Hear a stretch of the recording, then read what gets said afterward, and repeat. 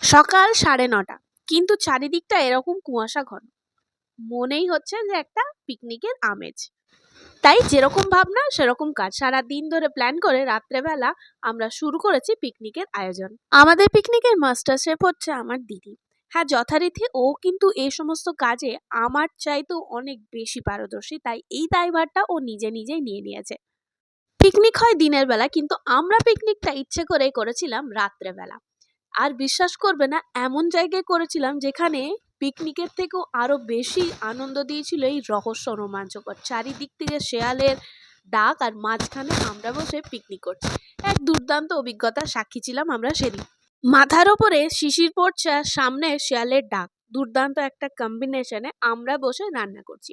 পিকনিকের মেনু ছিল সেদিনকে ফ্রাইড রাইস, পনির এবং তার সাথে হচ্ছে সেচওয়ান রাইস।